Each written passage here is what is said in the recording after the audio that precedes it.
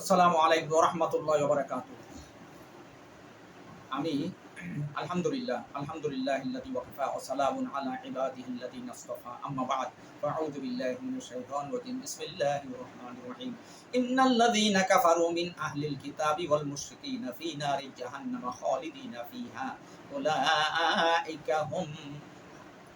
أولئك هم شر البرية صدق الله العلي العظيم وقال الله سبحانه وتعالى لا يستوي أصحاب النار وأصحاب الجنة هم الفائزون صدق الله العظيم আল্লাহ রাব্বুল আলামিন পবিত্র কালামে পাকে আমি আমার দর্শকবৃন্দ আমি মোহাম্মদ আবুল বশর আল বাক্কা টিম থেকে আপনাদের সামনে জাহান্নাম বিষয় সম্পর্কে কিছু আলোচনা করতে চাচ্ছি ইনশাআল্লাহ।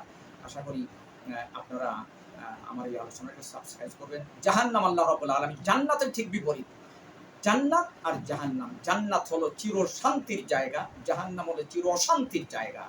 আল্লাহ রাব্বুল আলামিন পবিত্র কালামে পাকে বলেন যে নিশ্চয় যারা কাফের, যারা মুনাফিক তাদেরকে তারা জাহান্নামের অধিবাসী, চিরকাল সেখানে তারা থাকবে এবং তারা সবচেয়ে নিকৃষ্টতম সৃষ্টি। সুতরাং আল্লাহ রাব্বুল আলামিন যেমন জান্নাত তৈরি করেছেন, জাহান্নামও তৈরি করেছেন আল্লাহ রাব্বুল আলামিন।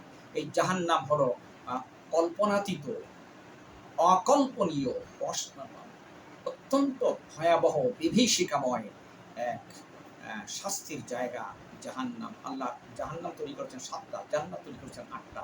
এই জাহান্নামের ভিতরে যারা যাবে পৃথিবীতে, আল ইয়াহুদা ওয়ান নাসারা ওয়াল মুশরিকিনা ওয়াল মুনাফিকিনা, এই সমস্ত লোক এই জাহান্নামের ভিতরে অবস্থান করবে। আর জাহান্নাম সবচাইতে ভয়াবহ, বিভীষিকাময়, মারাত্মক শাস্তির জায়গা। আল্লাহ রাব্বুল আলামিন তাকে তৈরি করেছেন জাহান্নাম। জাহান্নামের ভিতরে যে আবু জেহেল, আবু লাহাব, উতবা, সাইবা, উমাইয়া ইবনে খালফ, তারপরে ফেরাউন, নমরুদ, সাদ্দাত, এই সমস্ত লোকেরা জাহান্নামের ভিতরে জ্বলতে থাকবে।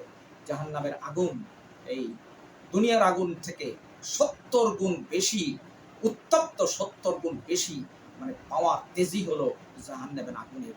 একটা হাদিস এসেছে, আল্লাহ রাসূল মুহাম্মদ সাল্লাল্লাহু আলাইহি ওয়াসাল্লাম বলেন যে আল্লাহ রাব্বুল আলামিন জাহান্নামের আগুনকে 1000 বছর পর্যন্ত উত্তপ্ত করেছেন, হিট করেছেন।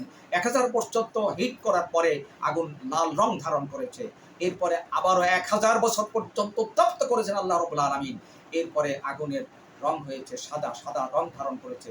এরপর আবারও 1000 বছর পর্যন্ত উত্তপ্ত করেছেন জাহান্নামের আগুনকে।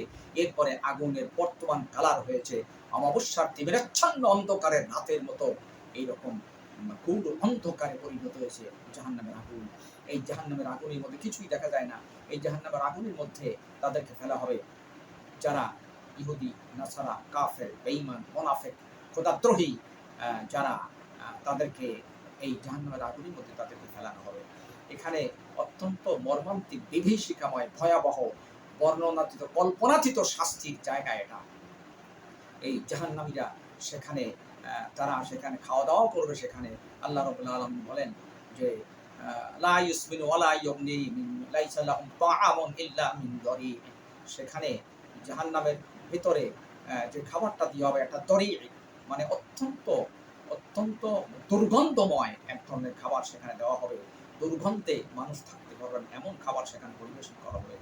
আবার জাকুম নামে একটা খাবার আছে, যেটা জাহান্নামের অতল গহ্বরে, যেটা এক কাটা এক গাছের মতো তৈরি হয়েছে।